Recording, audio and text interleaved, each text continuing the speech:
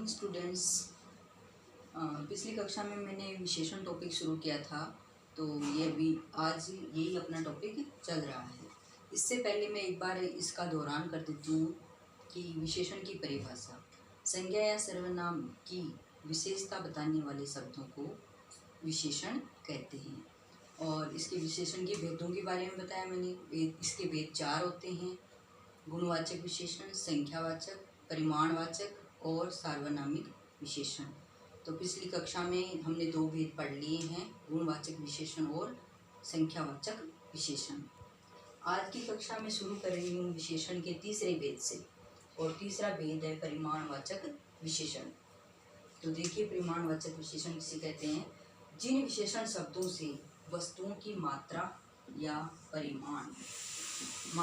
परिमाण का बोध हो उन्हें परिमाणवाचक विशेषण कहते हैं।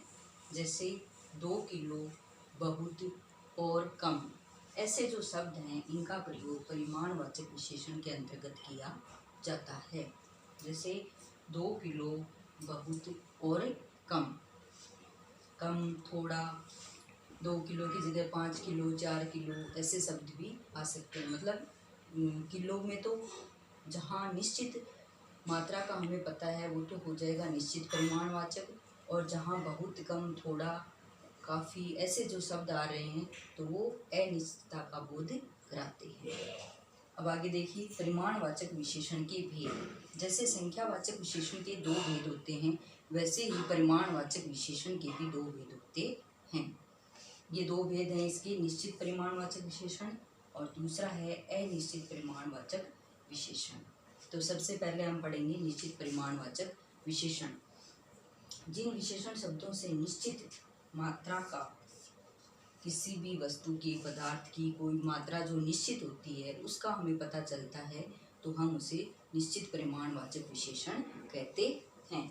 जैसे 3 मीटर कपड़ा, तो 3 मीटर एक कपड़ा है, उसकी निश्चित मात्रा है कि वो कपड़ा कितना है, 3 मीटर है, 5 मीटर है, 2 मीटर है, 4 मीटर है, तो ये इसकी मात्रा निश्चित हो गई, तो हम उसे नाप सकते हैं। मतलब ये कपड़ा नापा हुआ है हमारा, 3 मीटर है, तो ये निश्चितता जो है इससे हमें पता चलता है कि ये निश्चित परिमाणवाचक का ही उदाहरण है। अब है 2 किलो सेब। सेबों की जो मात्रा है वो कितनी है? 2 किलो। ये भी निश्चित है, 2 किलो की जगह 5 किलो भी हो सकते हैं, 10 किलो भी हो सकते हैं, तो ये भी निश्चित परिमाणवाचक का ही एक उदाहरण है। और 5 किलो चीनी, चीनी की मात्रा क्या है? 5 किलो, तो 5 किलो भी निश्चितता का बोध करा रहा है। अब आगे देखिए, दूसरा है इसका भेद अनिश्चित परिमाणवाचक विशेषण। इसमें देखिए, जिन विशेषण शब्दों से अनिश्चित मात्रा, मतलब किसी भी वस्तु की, पदार्थ की कोई भी अनिश्चित मात्रा होती है, मतलब मात्रा हमें निश्चित पता नहीं है, जहाँ निश्चितता का बोध नहीं हो रहा है, तो उन्हें हम अनिश्चित परिमाणवाचक विशेषण कहते हैं। जैसे थोड़ी दाल, दाल की मात्रा यहाँ कितनी बताई गई है? थोड़ी। तो थोड़ी शब्द से हमें ये पता नहीं चल रहा है कि दाल 1 किलो है या 2 किलो है या 3 किलो, थोड़ी है, बस उसकी मात्रा थोड़ी है, तो हम ये अंदाज़ा लगा सकते हैं कि ये अनिश्चितता का बोध करा रहा है। कुछ मीटर कपड़ा, एक कपड़ा ले रखा है हमने, लेकिन वो कपड़ा नापा हुआ नहीं है कि ये कपड़ा 2 मीटर है, 4 मीटर है, तो कुछ मीटर कपड़ा हम उसे बोल सकते हैं। तो यहाँ भी अनिश्चितता का बोध हो रहा है। कम चीनी, चीनी की मात्रा अगर हमने किसी बर्तन में ले रखी है और उसे नापा नहीं, उसे तोला नहीं गया है कि वो चीनी 1 किलो है या 2 किलो है या 5 किलो है, तो उसे हम कह सकते हैं कि कम चीनी की जो मात्रा है, कम जो जहाँ शब्द आ गया तो अनिश्चितता का बोध करा रहा है। कम, ज़्यादा, बहुत, ऐसे जो शब्द हैं वो अनिश्चितता का बोध कराते हैं।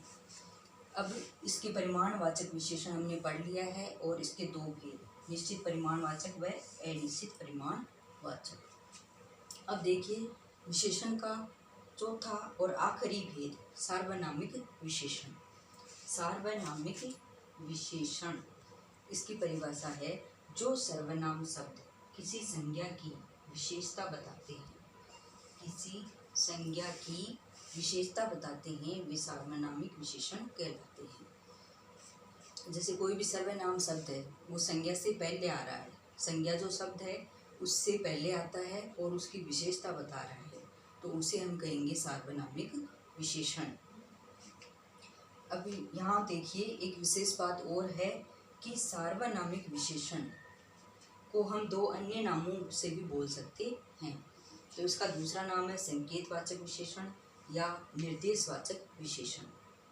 तो सार्वनामिक का अर्थ ही ये होता है कि कोई सर्वनाम शब्द संज्ञा से पहले आकर उस संज्ञा की ओर जो इशारा करता है या संकेत करता है, तो हम उसे सार्वनामिक विशेषण कहते हैं।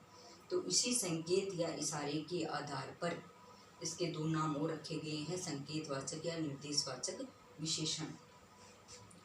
तो देखिए इसके उदाहरण देखिए कि इन उदाहरणों के माध्यम से हम सार्वनामिक को अच्छे से समझ सकते हैं। पहला है वह लड़की बहुत सुंदर है। अब यहाँ लड़की जो शब्द है वो है संज्ञा, संज्ञा से पहले यहाँ आ रहा है सर्वनाम, वह शब्द सर्वनाम है, तो वह लड़की बहुत सुंदर है।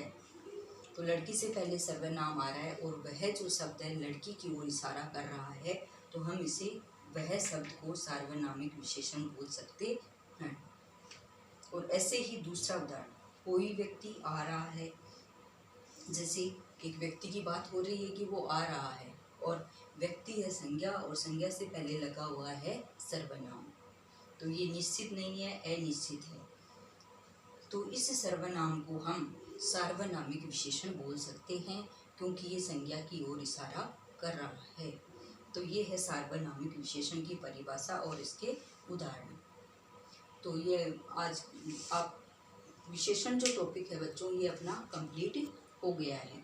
तो आप इसे पूरे टॉपिक को अपनी नोटबुक में कर लेना, और क्योंकि मैं नोट्स के रूप में आपको पढ़ाती हूँ तो आपको जैसे ही आप लिख लोगे तो पूरी चीज़ आपको याद हो जाएगी, और इसे लिखना है और साथ साथ में याद भी करना है। तो आज के लिए इतना ही, बाकी अगले कक्षा में नया टॉपिक शुरू होगा।